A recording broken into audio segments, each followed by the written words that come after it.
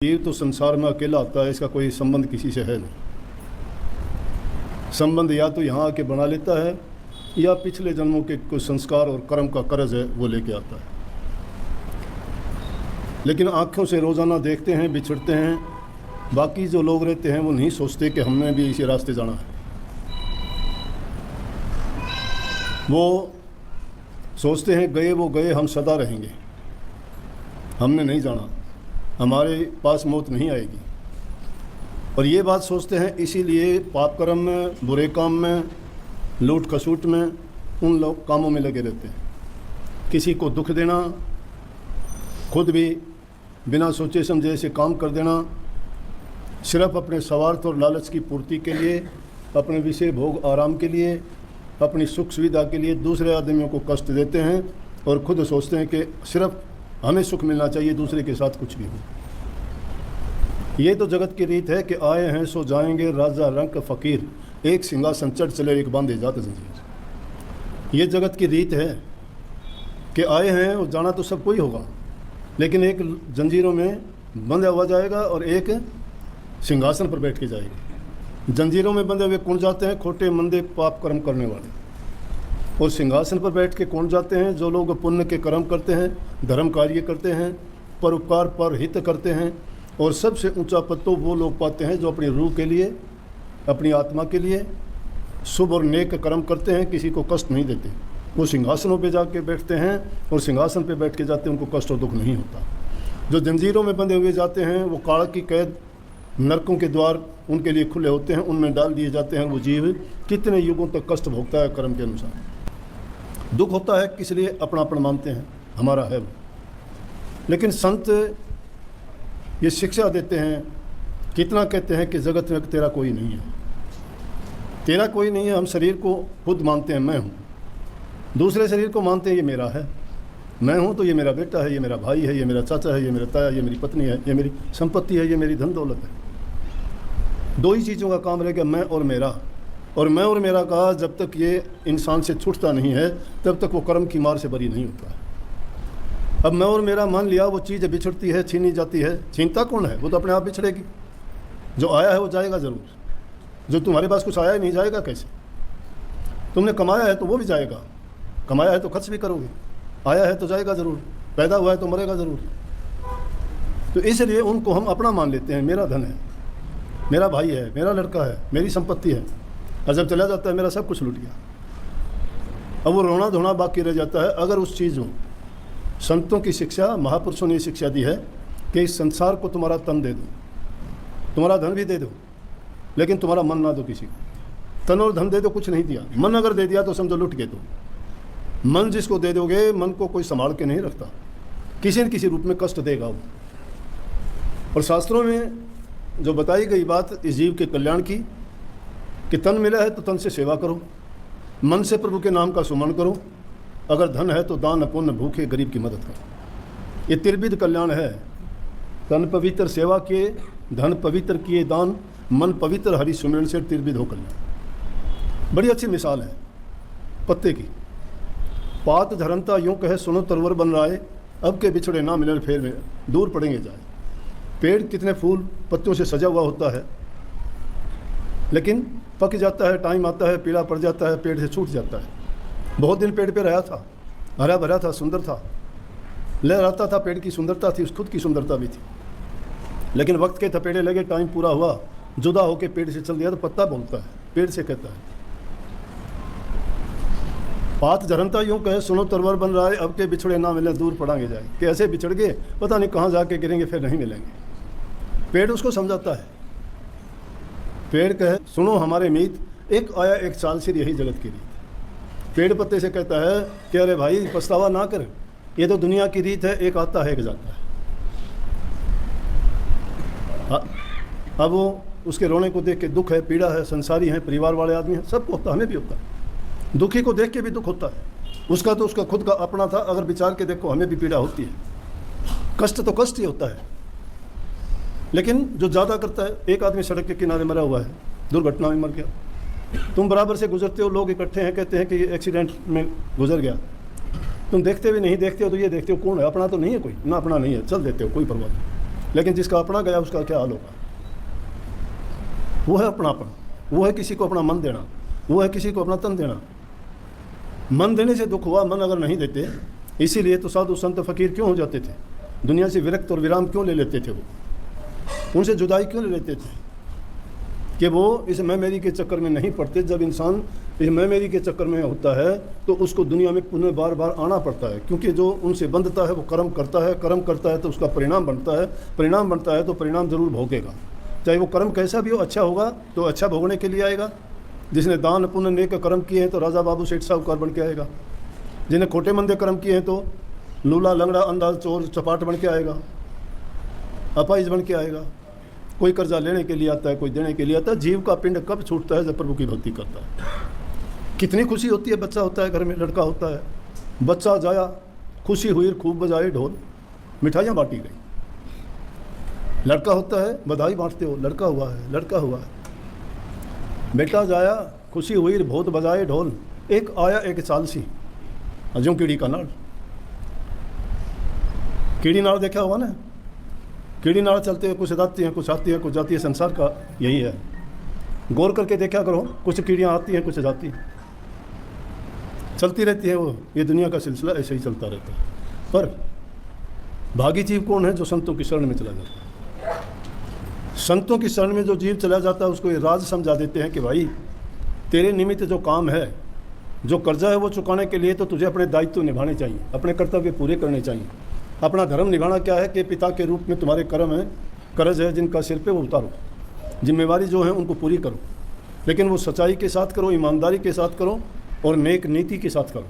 लेकिन अगर उससे ज़्यादा तुम करते हो तो समझो कि तुमने उस कर्म बढ़ाते जाते हो, और कर्म जितना बढ़ाते चले जाओगे उतना ही उसका प्रतिफल बढ़ता चला जाएगा। तो दुनिया में रहते हुए वो काम जो करना है, कर्तव्य करना, अगर काम छोड़ दिया तो फिर भी तुम कर्जदार हो किसी के, वो कर्ज चुकाना ही पड़ेगा। जन्म कितने ही लेने पड़ो, पीछा नहीं छूटेगा। इसलिए वो कर्म अभी पूरा करो, वो करते हुए साथ साथ उस कर्म को भी पूरा करते जाओ। लेकिन जो काम तुम्हारे आने वाली चीज़ है वो प्रभु के नाम का चिंतन करना, भजन करना, सुमन करना, ध्यान करना। मन से विरक्त हो जाओ। दुनिया में रहते हुए दुनिया के ना रहो। दुनिया में रहते हुए दुनिया के कैसे नहीं रहोगे?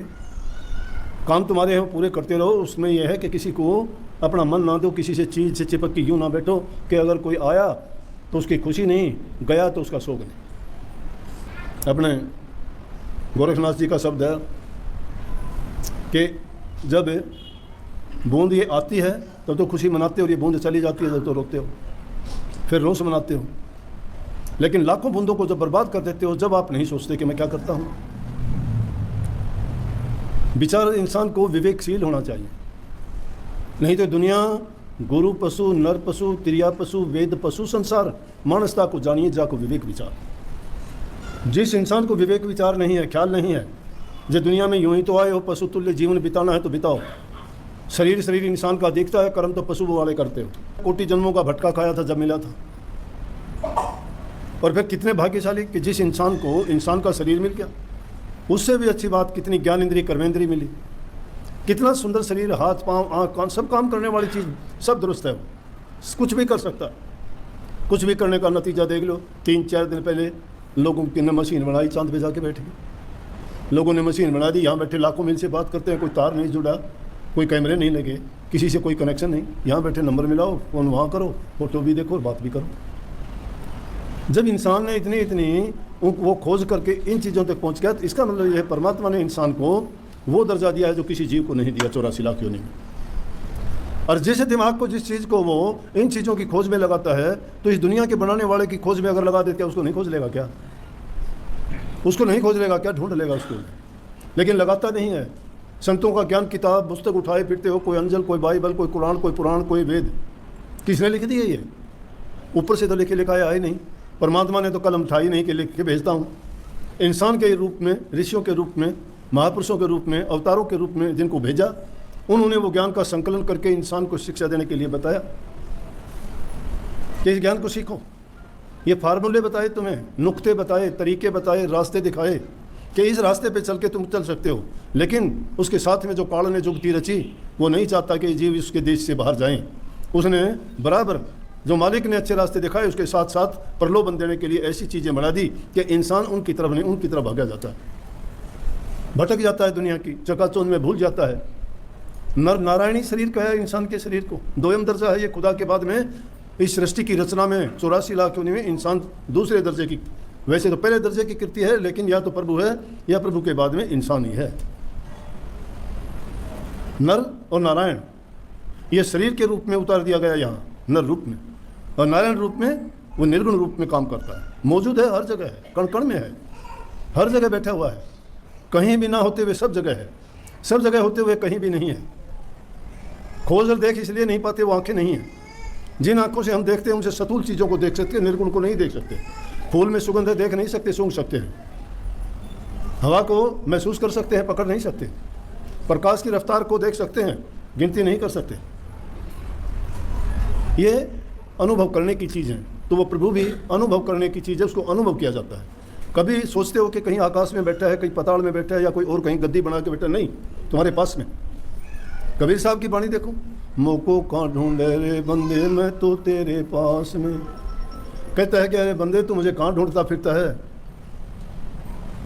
ना मैं किताब में हूँ, ना कुरान में हूँ, ना पुराण में हूँ, ना तीर्थ में हूँ, ना व्रत में हूँ, ना पूजा पाठ में हूँ। मैं तेरे सांसों की सांस में रमा हुआ हूँ। तो खोजने जिसको बाहर जाता है वो तेरे अंदर में बैठा हुआ है। अंदर का रास्ता सतगुरु बताता है।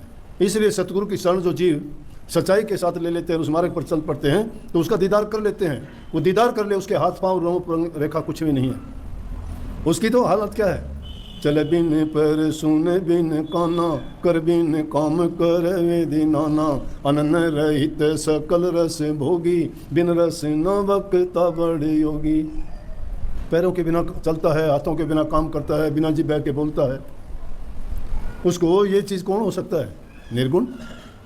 निर्गुण है वो। निर्गुण को कैसे ना देख पाओगे? रूप नहीं है, रूप रंग रेखा कुछ नहीं उसका, अरूप है, उसका कोई रूप नहीं। जैसा रूप बनाओगे वैसा बन जाएगा, लेकिन है हर जगह। खोजने वाला हम नहीं समझते उसको है कहाँ, नहीं कहते। कई बार तो तुम्हारे मन से निकल जाती है बात, बूढ़े आदमी से भी अनजाने में निकलती है, उसको पता नहीं। किसी आदमी में कोई भीड़ पड़ती है, कोई कष्ट आता है, और उस कष्ट के वक्त में बहुत याद करता है परमात्मा। सुख में नहीं याद करते, कष्ट में याद करते हैं। जब कष्ट आता है बड़ा ज़ोर ज़ोर से भी बोलेगा, मन से भी बोलेगा, पल पल उसको याद करेगा, लेकिन वो बड़ा दयालु है। जब उसको कोई याद करता है, वो कहता है स्वर्ग छोड़ बैकुंठ त्याग मैं नंगे पैरा ध्याऊँ, जहाँ जहाँ भीड़ पड़े भक्ता मैं दौड़ा दौड़ा आऊँ, खबर नहीं करूँ अपनी। कहता है कि मुझे जब सच्चे दिल से भगत याद करते हैं तो मैं अपनी खबर नहीं करता, जूते तक नहीं पहनता। मैं अपनी खबर अपनी बिना परवाह किए उन भक्तों के पास छिन में पहुँच जाता हूँ, पहुँचा है, और उनकी जाके मदद करता हूँ। हमारे साथ भी घटना होती है जीवन में, सबके साथ घटित हुई होगी। जब ज़रूरत के टाइम तुम पुकारते हो, याद करते हो, उसको बुलाते हो, उल्हाने देते हो कि तुमने उसके काम कर दिए, मेरे क्यों नहीं करता? और वो आता है, और देखते ही देखते तुम्हारा जब काम हो जाता है, वो काम कौन करता है? कभी वो डॉक्टर के रूप में काम करता है। कहते हो डॉक्टर साहब तेरे में राम बढ़ गया, मेरा बेटा जिला दिया। कभी गुरु को जाके कहते हे गुरु जी मेरा तो ये काम हो गया था, मैं तो आपने याद करूँ तो आपने जो है वो मेरे सारे काम ठीक कर दिए। किस रूप में आया वो परमात्मा? कहीं डॉक्टर के रूप में, कहीं गुरु के रूप में, कहीं किसी रूप में। एक रूप नहीं होता जो तुम्हारी मदद करने के लिए आ जाता है, वो उसके अंदर प्रेरणा स्वरूप होकर तुम्हारे काम करके चला जाता है, और तुम्हें पता तक उन्हें नहीं देता।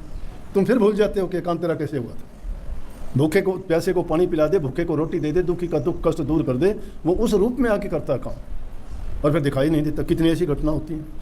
अपनी एक सत्संगी थी जिंदगी, उसको काफ़ी सालों से अल्सर था, बहुत अच्छे प्रेमी, उसको अल्सर था। एक दो बार उसने दवाई ली, थोड़ा ठीक चला, लेकिन फिर एक बार हालत ज़्यादा ख़राब होगी, दिल्ली चली गई। दिल्ली अपने ये कौन सा हॉस्पिटल है, अगरसैन हॉस्पिटल में इलाज करवा रही। तो उस टाइम गई, डॉक्टर ने देख के कह दिया आपको खून की ज़रूरत पड़ेगी, खून का इंतज़ाम करो। अब वो बेचारे किसी को जानते नहीं। आफत आई ना, ज़िंदगी और मौत के बीच में झूलती है, तो उनको आफत आई तो याद आई कि महाराज जी कैसे करें, खून कहाँ से ले आएँ, अब किसके पास जाएँ, किसको कहें। इतनी देर में एक नौजवान लड़का आता है, और आके अपने आप कहता है आंटी जी आपको खून की ज़रूरत है ना? वो जानती तक नहीं कौन है। बोले हाँ। उसकी तरफ बोला मैं देखती रही कौन है ये। बोला कितनी ज़रूरत है? बोला अब तो 1 या 2 शीशी की ज़रूरत है। वो उसी टाइम देख के चला गया। बोला और ज़रूरत पड़े तो बता देना, चिंता करने की ज़रूरत नहीं।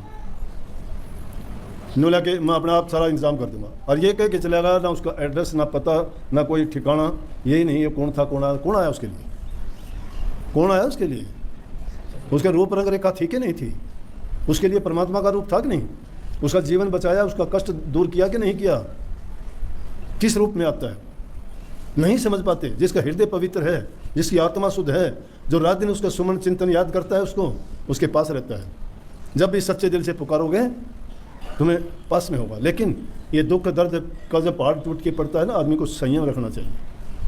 जोर कोई नहीं चलता इस बात पर, गया वो गया, आएगा नहीं। कितना पछतावा करो, कितना रो, उसके लिए नहीं आना उसने। कौन चीज़ तुम्हारे, धैर्य रखो, शांति रखो, सब्र करना पड़ेगा। सब्र सबसे बड़ा हथियार है। दुख आए सब्र करो, परेशानी आए सब्र करो, कोई पीड़ा कोई आके पहाड़ टूट पड़े सब्र करो। सब्र करोगे वक्त गुजर जाएगा, वो आफत भी टल जाएगी, समय निकलने पर आदमी को सारे काम सब ठीक होते हैं। इसलिए संयम रखना, धैर्य, शांत मन से सोचोगे। रोना धोना करोगे, कोई रोग बीमारी तकलीफ लग जाएगी। दुनिया में कोई तुम्हारा दुख बांटने वाला नहीं है। किसी को दुख सुनाओगे तुम्हारे सामने तो थोड़ा 1 मिनट के लिए करेगा, बाहर जाके तुम्हारे हंसी और मजाक उड़ाएगा। अपना दुख किसी को करने से कोई फ़ायदा नहीं होगा। उसके लिए थोड़ा एकांत में बैठ के चिंतन करोगे ना, तुम्हारा मन तुम्हें शांति देगा। कोई दूसरा आदमी तुम्हें कुछ दे सकता है या तुम्हारा शुभ और नेक कर्म किए हुए तुम्हारी सहायता और मदद करेंगे। इसलिए नाम से बढ़ के कोई ऐसी दवा नहीं है जो इस आदमी को ठीक कर सके। परमात्मा की भक्ति करने का ये राज है। इसको जो लोग समझ जाते हैं वो सच्चे मन से करते हैं। जो नहीं समझते तो रोज़ाना सत्संग में बैठो, चाहे कितने रोज़ाना सुनो, उनको कोई फ़ायदा नहीं होगा। टाइम बर्बाद करना है उन लोगों ने। जिसकी समझ में ये बात आ जाएंगी वो तो फ्री हो जाएगा, आज़ाद हो जाएगा, निर्भय हो जाएगा, निडर हो जाएगा, अभय हो जाएगा। संत अभेदान देते हैं, अभय तो होते ही नहीं हो। तुम तो रोज़ाना मरते हो, पल पल में मरते हो। तकलीफ हुई तो मरे, बुखार आ गया तो मर गए, कोई घटना घटी तो मर गए। कहते हो क्या होगा? अरे होगा, रहो निश्चिंत करो मत चिंता, चोंच दे सो चिंत करेगो, पाँव पसार पड़ा दिन सोवत पेट दियो सो पेट भरेगो, जीव जिथे जल में थल में पुण्य पाहन में पहुँचाए धरेगो, भूख ही भूख पुकारते सुंदर, कह तू तो भूख मरेगा। जिसकी जय भावना वैसा ही उसको फल मिलेगा। अपनी भावनाओं को अच्छी बढ़ाओ, कभी नेगेटिव सोच ना रखो। दुनिया प्रेम से भरी हुई है। ये रूह उस पवित्र देश से आई थी जहाँ शांति थी, जहाँ खुशी थी, जहाँ मंगल थे। और यहाँ इस काल देश में रोना धोना, कदम कदम पर रोना धोना, ये परेशान है रूह बेचारी। इसलिए संत समझाते हैं कि इसको वो आनंद और खुशी कहाँ मिलेगा? अपने अच्छी सोच में मिलेगी, प्रभु के नाम में मिलेगी, उसको याद करने से मिलेगी। इसलिए नाम का सुमन किया करो, भूलो मत। नाम को यूं ही ना सोचो कि पकड़ा दिया 2 नाम 3 नाम 4 नाम, राम हो गया, ओम हो गया, राधा स्वामी हो गया, सतसाहेब हो गया, सतनाम हो गया, 5 नाम हो गए, 3 नाम हो गए। ये फ्रेब है सब। नाम एक ही नाम तुम्हारे विचारों में समाना चाहिए। शुद्ध आत्मा और शुद्ध मन होना चाहिए, पवित्र सोच होनी चाहिए, तुम्हारे कर्म भले और नेक होने चाहिए, दूसरे का दुख दर्द और पीड़ा समझनी चाहिए, दया होनी चाहिए दिल में, हृदय में, प्रेम, हंसते हुए गुजारो जिंदगी को। सब कुछ तुम्हारे पास है, दूसरे के पास नहीं। अपने मन के अंदर अच्छी सोच रखोगे, तुम्हारा अच्छा ही अच्छा होगा, सबका हित होगा। बहुत बहुत आशीर्वाद। राधा। आप सभी को राधा स्वामी जी। अगर आपको वीडियो पसंद आए तो please like share and subscribe जरूर करें।